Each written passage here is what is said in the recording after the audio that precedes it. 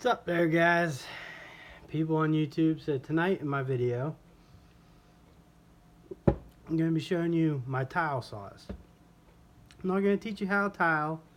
I'm going to show you the saws I use, how I use them, why I use them, why they might be right for you. They are all still sold in some form of capacity, so this might be a little bit longer of a video.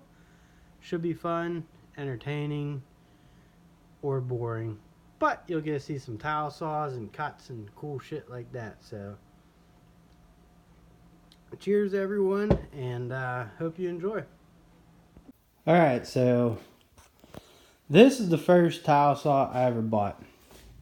It's a Ryobi. Got it 9 years ago, maybe 10. One thing I've learned with most Ryobis is I don't even care about the laser, because I know it probably won't work. But it comes with a table.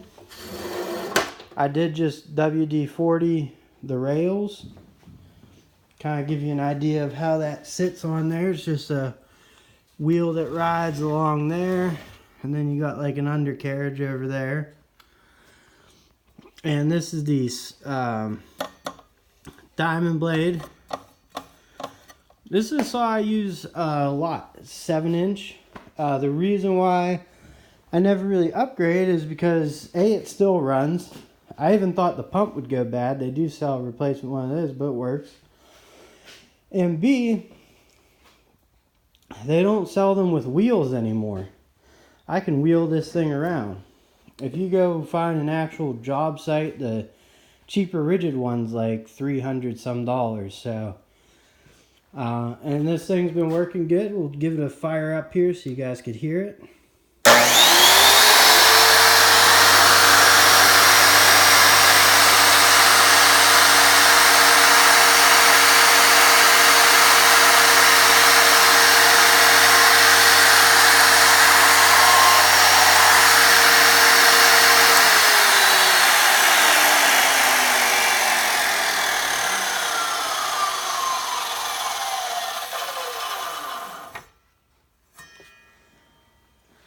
Thing's been a workhorse.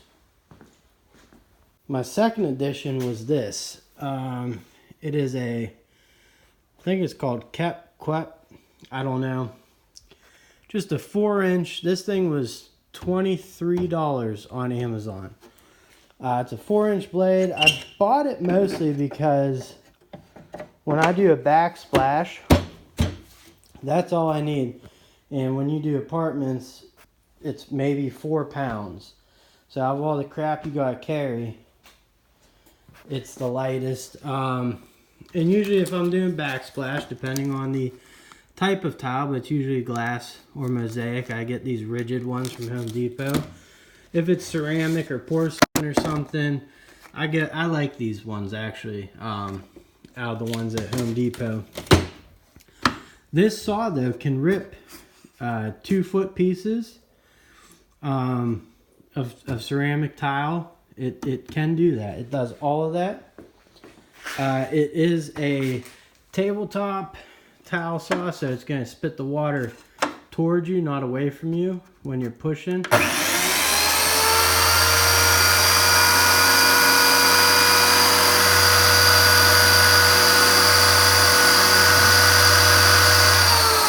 See when you stop, how the water comes out. You put that down, stops it, keeps the water in the water reservoir. And the last one I bought recently, because this Ryobi can only cut up to 18 inches, but I do cut 24-inch 2-foot pieces with it. You just bring this all the way back, put the tile, start on a slant, bring it up into the blade and push it. I'll show you in a second how that's done. But for work, for convenience, I bought this Porter cable. I forget whose channel I saw it on, but it was really nice. I like that the table slid, you can cut up. Same thing, I think it's 18 inches, but you could put 24 inches on there. You just sort of push it through, and then once it gets even with this, you can use the table to slide it through the rest of the way. And it works very well. It also comes with this to do miters and stuff. And here we go. Same thing, it's going to throw water at you because the blade's coming towards you.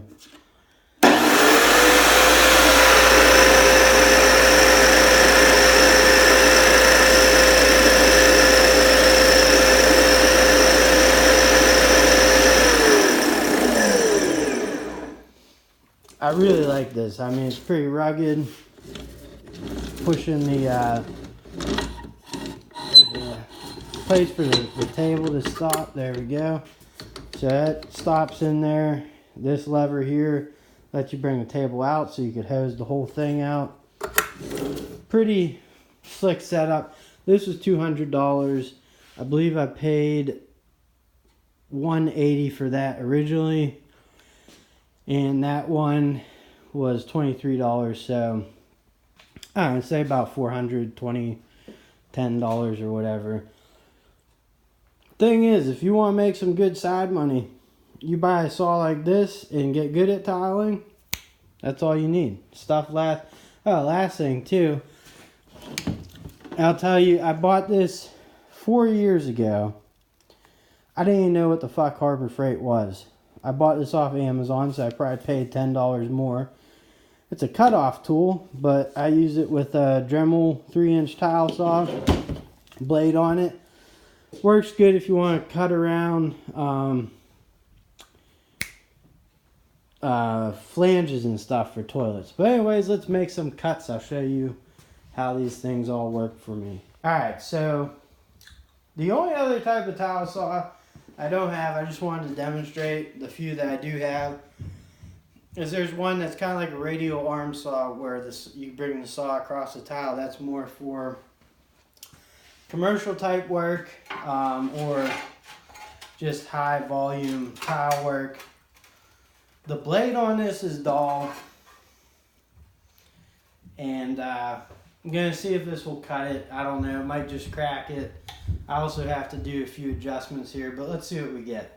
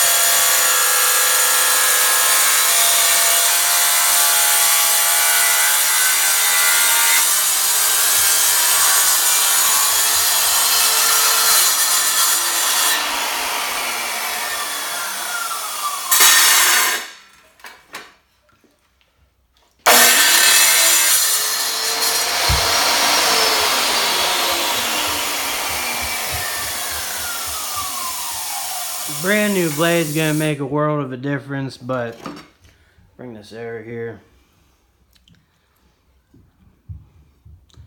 Not too bad of a cut. You got some chipping and stuff, but that's because it's an old blade and not proper, but the thing works. And another thing it really works well for is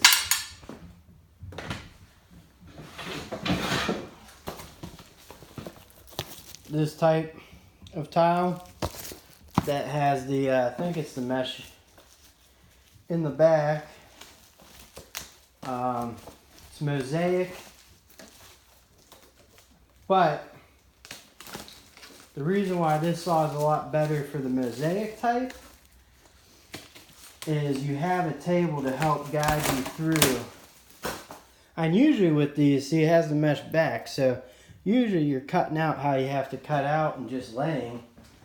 And then every once in a while you'll have to make maybe a cut at the end. So you throw it on here.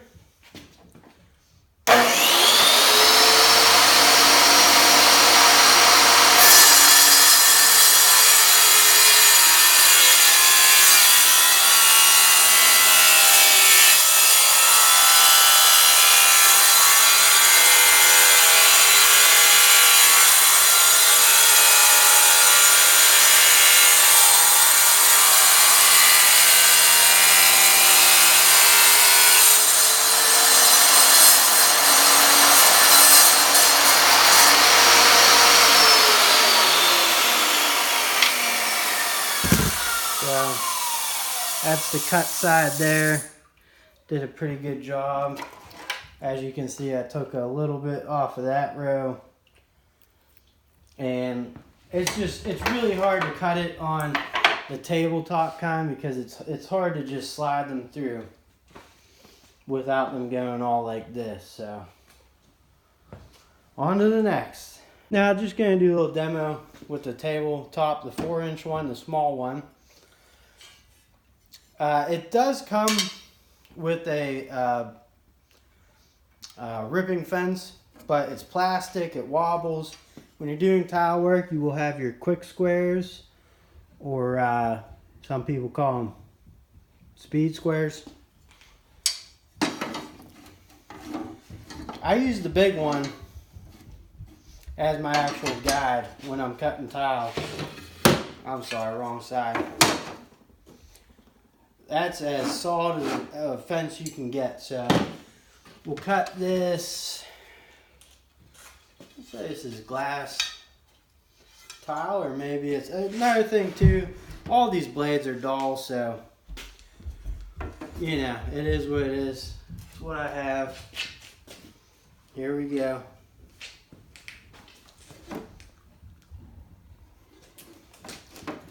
I almost thought I wasn't recording.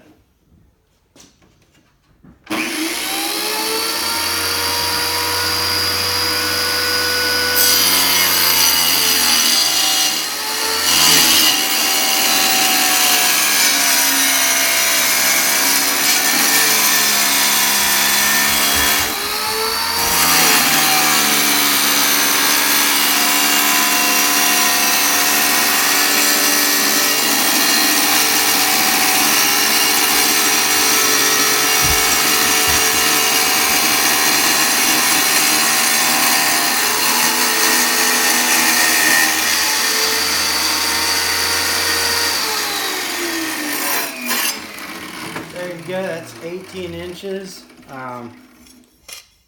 Pretty good. Not too many chips and stuff here. I'll just, for giggles, we'll do it, you know, or this is porcelain. This is a 2-foot piece. We'll see how it does. Like I said, it gets through it. Would I recommend it all the time? No, but it does do it.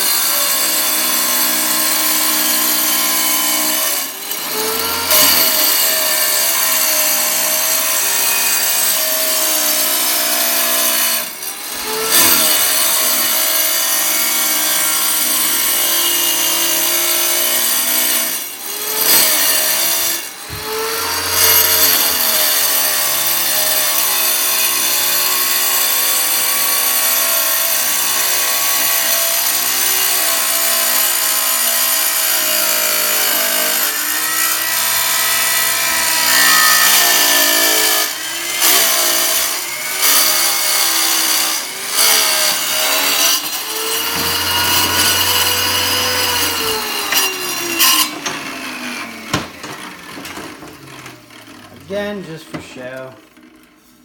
Yeah, it has a lot of chipping on that. Again, if you get the right blade, it'll work good for that, but that is what it is. That last one I'll demonstrate is on the Porter cable one. First, we'll start off with this 18-inch, which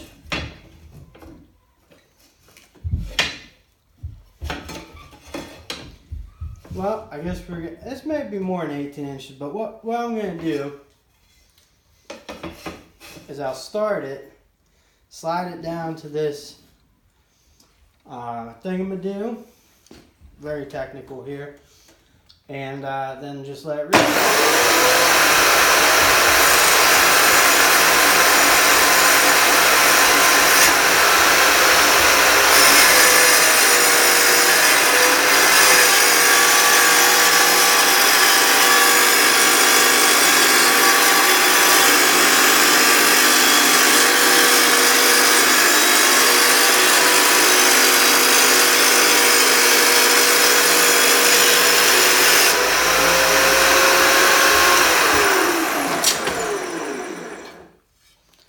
So there you go.